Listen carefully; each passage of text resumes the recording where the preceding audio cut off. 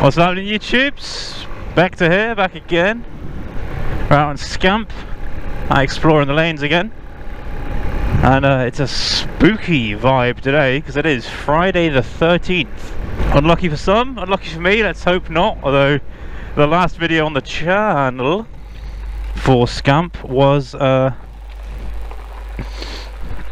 actually him having the mechanical issues in first gear. So we'll see. He's been perfectly good since then, but who knows? Keeping an eye on it. But yeah, we're out on the lanes, and we've got a little bit of a quest today. We're heading to an abandoned cottage. So I always like when I'm just exploring and riding around the local lanes, which is what I do mostly with Scamp. Not really avoiding that pothole. You'll see the lanes are quite muddy. We've had a lot of rain over the last few days, so it's a little bit sketchy out here, but that's fine. So far, my King, whatever the model is, tyres, I've been doing me pretty proud. To be fair, I haven't really had any like slipping out issues. A couple of like rear wheel lockup skids, but that's just impressive at that point. I don't even mind sliding, because at least it means that my brakes are strong enough to lock the wheel. But yeah, no, they've been good so far. So I'm always like looking for interesting stuff to go to, and as part of my sort of general exploration. And Saddlebags, Saddlebag 73, excuse me, who is currently the biggest motovlogger in Cornwall, dedicated motovlogger that is. I have a little community list where I check through and keep an eye on people's sub counts and so on. Not that it's a competition, but let's face it, it is. So he's the highest dedicated motovlogger, not going to anything else that I'm aware of. And yeah, he's actually not that far from me. He's actually, we live quite close to one another, it seems. So I'm assuming we'll bump into each other at some point. But he filmed a video recently. He started a new series called Backdrops, where he encourages viewers to send in photos of their bike in front of something interesting, which is not landscape, because that's what most sort of nice bike photos tend to be, a beautiful landscape and everything, but we've seen all of those. He challenges to find interesting objects, things, places, buildings, etc. to have in the background. And I sent pictures into my Bonneville, which is how far back I had to go, because actually all of my photos of the Magna and even the CG since Revival have all been landscapes. I haven't really got any like interesting objects, so I sent a couple to him. He was kind enough to include one in the first sort of main episode of it, and in that video, in among showing all of these photos from various people, he went along to this little cottage, and it's just a derelict, old cottage boarded up right on the back of some tiny little lane like this. And it looked really cool, and from sort of watching between the photos, I could work out he was in this area. And a little bit of sleuthing on Google Street View and sort of checking out the landmarks and rivers and stuff, and I find where it is. So we're in there today just to have a look. I just want to see it for my own flesh, as it were. It's my own see it in the flesh, which I got a comment the other day on my my BSA Gold Star review video. Some guy was like, "Oh, you say in the flesh, you can't say that, it's in the metal, there's no flesh on a bike." Fuck off. So yeah, I'm going to see this cottage in the flesh and just check it out. It should be cool. Take some photos. I'll take some photos of Scamp in front of it, and then I'll just sort of bimble around from there. It's an excuse to get out of the bike. Scamp's not been ridden for a few weeks, just because I've been riding the Magda and doing other stuff. I tried to ride Scamp yesterday. I was going to go to the Hilltop Farm bike night. You'll have hopefully seen my first video from the first time there. Link above if you didn't. I left the house. It was blue skies, sunshine, cold. It's cold right now. It's 4 degrees this morning, which, that's really adding to the Friday the 13th spooky vibes. It's feeling properly autumnal all of a sudden. And sunset's like 7:45 now. I don't quite know when that happened, but it's depressing me quite a lot, to be honest. I hate winter, but we'll gloss over that. So I left the house, sunny, blue skies, beautiful. I spent about sort of 10 minutes trying to kick this one over, because he's been a bit stubborn. I'd say not been ridden for a few weeks. So So I spent about 10-15 minutes getting them kicked over, started idling happily without me having to sit there and keep monitoring the throttle. I got all my kit on, got the helmet on, turned the camera on, and I literally put the bike into first gear, looked up from my carport, and it started raining. I was just like, oh come on. The timing could not have been more comedic. It was like the weather had waited just to mess with me. I mean, on one hand, if it had been 10 minutes later, I'd have been halfway there and getting soaked, actually getting wet, and that would have been more annoying. So in a way, I'm glad the bike didn't start first kick, because if it had, I would have got soaked. And as it was, I didn't actually get wet. I just had to go back inside and took all my kit off again. So it worked out in the end. But then I went inside, took all my kit off, and I thought, okay, well, I'll be productive. I'll go do me shopping. Jumped in the car, went up to Lanston for the shopping. I go to the big Tesco up there, and it was t-shirt and sunglasses the whole way. And I was sat in the car park, you know, in the sun, with the sun on my face. So you can't win with this country this time of year. You really can't. Oh, perfect timing. Right, boy. That worked out very nicely. Right at the passing point. I've been looking at bikes recently, looking at my third bike. So I've obviously got the Magna and the CG, if you're not familiar with the channel. Honda Magna 750, 995, and this is 99 CG125. And I've been looking for a third bike for ever.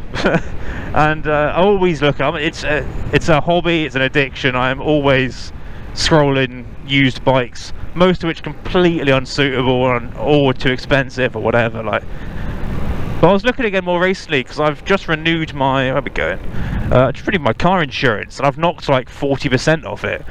I don't know if it's the car or if it's me, and I've you know, finding my no claims are starting to actually mean something on the car. Because I've not been driving for as long as I've been riding, so I'm sort of 5-6 years behind on no claims with the car versus the bikes. And yeah, I've knocked like 40% off this year with a renewal. Let me just not ride into this branch. I could do with this lane's getting hilarious. I could do with a dirt bike down here. I could do with handguards really. Because I'm always hugging the side because I don't want to be riding down the middle, because that's the slippery part. I don't really have the off-road reaction times to be able to respond to a slide on that sort of stuff. So I try to stick to the tyre tracks, but that inevitably on lanes this small puts you into the hedge. So I could do with some wee handguards or something. Aha! Here it is! Beautiful. Oh, we've got another one up there. Well, let's do a little U. I didn't realise we were so close. Let's do a little U-y here. Right, where are we going to park? How wet does that look? Pretty moist, I'll be honest. Alright, let's see what we can do here. Alright, that is just soup in that dirt there. So what I'll do is I'll take me photos, and then I'll tuck the bike up there, so I'm just not blocking the lane. But look at it, man, it's so cool. Oh, of course these are stingers, of course they are. Oh my god. What a great little place. Alright, let me take some pictures and then I'll be back with you. This is just like puncture city out here, but that's alright. So this is the second cottage, set back from the road down there, which is also just a really great spot. And you can see, like, if you look at this area over here, like, what an incredible spot, what an incredible place. Like, look how beautiful this is. Big old set of woodlands, there's a barn up there. And it is silent. I mean, there's the slightest hint of a road over there. Probably the, what direction is that? A38 probably? Yeah, so we've got one cottage here, and then we'll go check out the other one, shall we? Again, as usual, I apologise for the breathing. The GoPro Hero 5 Black, which I use, oh, door, that's cool. It has automatic mic levelling, so there's nothing I can do about that. There's no like pro mode. There's no manual settings for audio, only for video.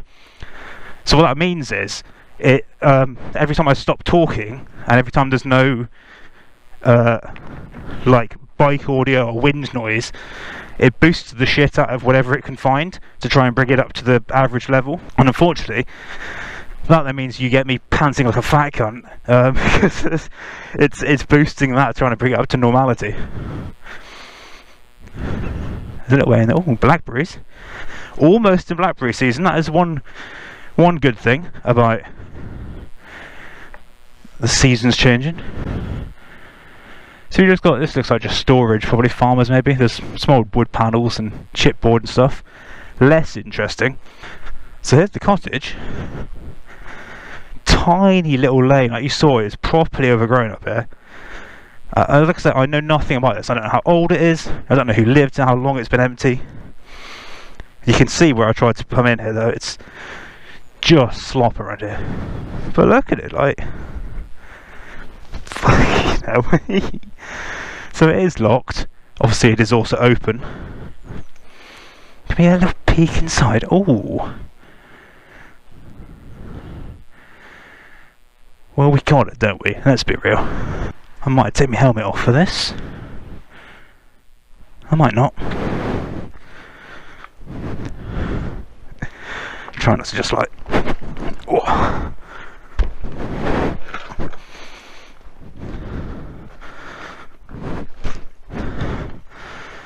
Well, here we are. Proper Cornish low ceilings. So this is the end of it. This is the lower roof. I'll take some footage and some B-roll and stuff in here before I leave. But like, it's just an old cottage. Single stack walls, quite thick. It's double bricked, but there's no insulation to speak of. The roof's come down here, unfortunately, and these beams are fucked. Switches are on, but I guess the rest of it isn't. I think this is, might just be dirt still on here. I might not have a flooring. I can't quite tell. Cornish archway. They were not big people, the Cornish. Well, I don't say that. I'm stood up in here. I'm 5'10". I'm stood up in here with the helmet on. That's not terrible. I hope the GoPro's doing this justice. So you got an old fireplace with a much more modern breeze block infill. Kind of paint. There's always some prick here. There's the thing, like, you know, I'm not an Alexa, clearly. Look at the size of me. But even if I was, like, coming in here, I'm doing no harm. I'm going to take some photos, enjoy the ambience. I'll probably read a book in a little bit. But if there's no way in, you can't make one, right? You have to just look, but leave no trace that you were there. Upstairs? Okay, so upstairs is where... Look, is how new is this ladder, and what is it leaning against? I won't go all the way up because I don't want to put too much weight on this wall. But there is... Oh, there's a bed up there. That's creepy. Well, there's the roof. You've got just slate on boards with an old bed. I dread to think what that's seen. Windows are all open. Most of them missing glass. It's cool though, isn't it? Like, there's an element of rose tintedness about me and the way that I go through the world, but I think I just look at this and I think, like, so short on houses and so short on houses in Cornwall, surely there's some use can be put to this. Surely, like, someone owns this, whether it's a descendant or a family or whatever. Like, this is somebody's. I could do something with it, surely. Even if I just made it a bike workshop and had a little entrance there, and then just had like a little kitchen and, you know, made it like a little business, and then it wouldn't matter so much that it's single pane and cold and damp and well, that is the inside. Like I say, I'm going to take some photos and then I'll join you back at the bike.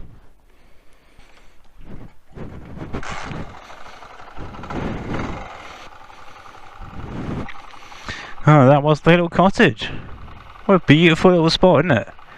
It's very, I don't know, there's a tranquility to seeing nature coming back, and you know, give it another few years, provided no one keeps opening the doorway, and that will just be a hedge. You won't even know it's there. It will just be completely swallowed back into the natural world. As will we all in the end. But yeah, we're going up now. Plotted in a little just random spot, and we're just gonna go for a little further spin. Straight away fly. That was really interesting. Yeah, I love all that sort of stuff. Little old spots and old vibes. Imagine all the people that have lived and grown up in that home, and you know, and all the fires that have been lit in that fireplace that's now stoned up, and the rest of it. It's very I don't know, melancholic. It is Friday the 13th, like I said, after all, so seems apt. Although, as you can see, it's turned out to be quite a nice day.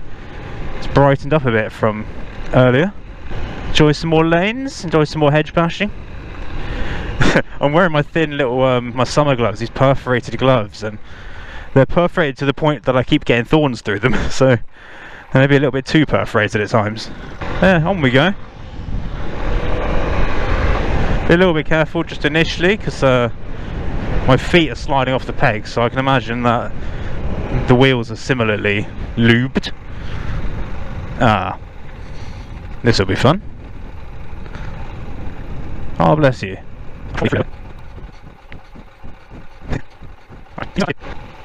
Thank you so much. Thank you. Thank you all. What lovely people. I didn't realise that was quite so far. I would have turned around or something. Oh, yeah, so I think I was saying earlier, I've been looking at bikes. So I've been always looking at bikes. I was looking at one quite seriously recently because I saved this money on my car insurance. Finally getting back to that tangent. I saved quite a good chunk, so that frees up more money. For a start, it means I'm keeping the Kangoo. I've been considering getting rid of the Kangoo and getting another convertible, like I've mentioned a few times.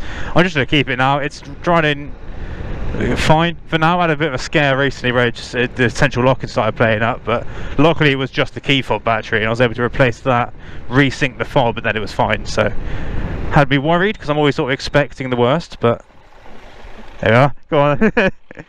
Cheers, man. Oh, we both slightly overreacted for the other one there. Oh, hello.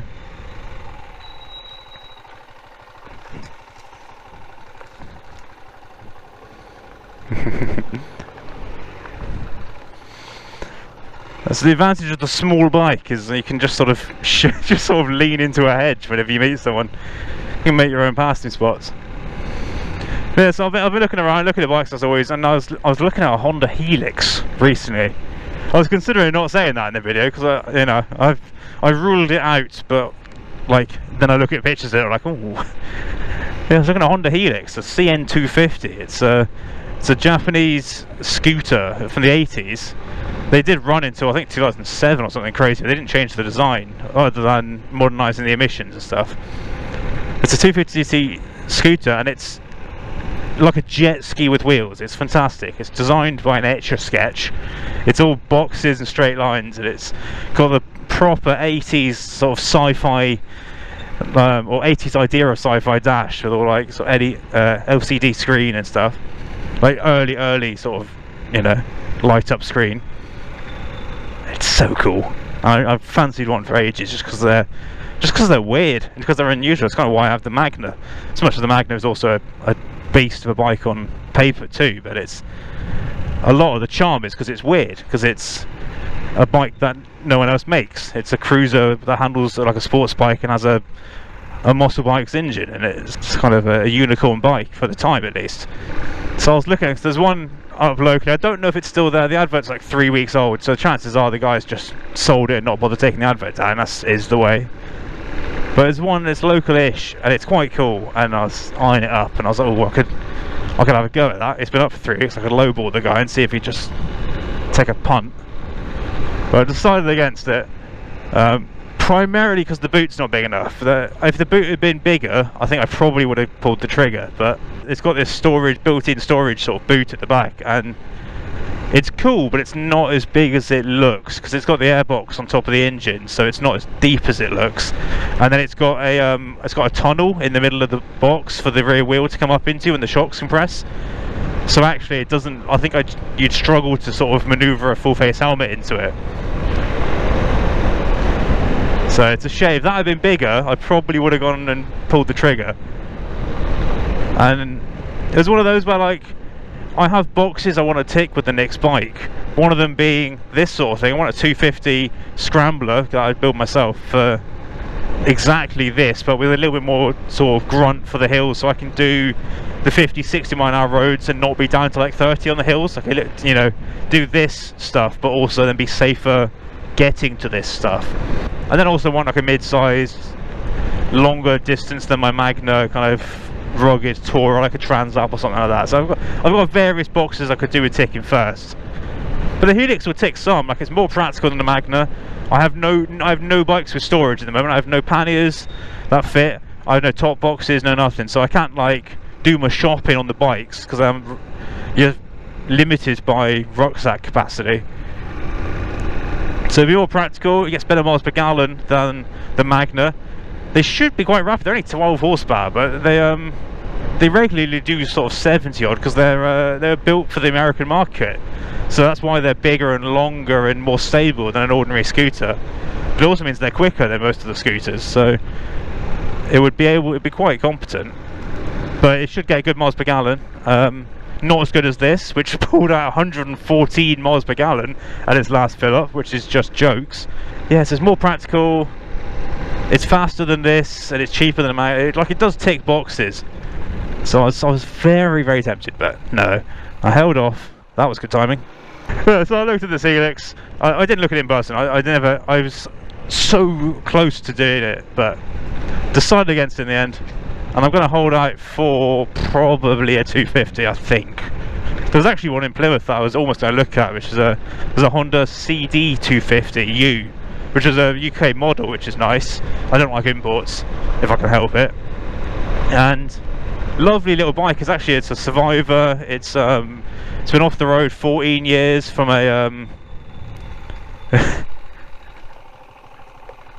so according to the sat-nav there's a road over there. I don't think there is. Restricted byway, yeah, so that's probably, I can't even ride down this, I don't think. But this is the edge of the quarry. Can you see this? I don't know if they're wrapping up operations. I've no idea by this area, but I can see there's a lot of tree plantations across the hills there, so that suggests maybe they're wrapping up here and trying to hide the hole and, you know, do that sort of quarry thing where they just throw a bit of wildlife around it and call it good. Oh, the line caller. So yeah, it's a nice 250. It's a survivor, like it's a deceased estate. Like, it's the guy's died. His widow, I guess, has just left it in the garage for 14 years, and then I'm selling it. Looks really nice, but it's a little bit too nice. It's quite cheap. It's very much in the right sort of price range, about 1,600 quid. So I'm still tempted by it, but for the sort of stuff that I want to do with it, it's a little bit nice to be like chopping it. Not that I'm going to fully chop it. Like, I'm not a frame chopper kind of guy. Like, I'd rather do mods that are for the most part reversible where possible. But even then, like, it seems a bit harsh to take this quite nice kind of classic and just like beat the shite out of it. So yeah, so I'm keeping an eye, see what comes up, whether that's 250, whether that's the other stuff first. But if it is a 250, I then find myself in a quandary, because obviously the 250 is going to do exactly what this bike does. As much as I love the CG, perfect demonstration, he has his limitations, and it really won't be worth keeping him on the road alongside the 250 that does exactly the same thing but slightly better. So we'll see. His days might be numbered. He's good for this year because I pay all my insurance stuff up front, so he's set for the rest of the year at least. But when it comes up to renewal time, we'll see whether he's been surpassed by something. But anyway, I'm going to wrap the video up there. I don't know how long this has been.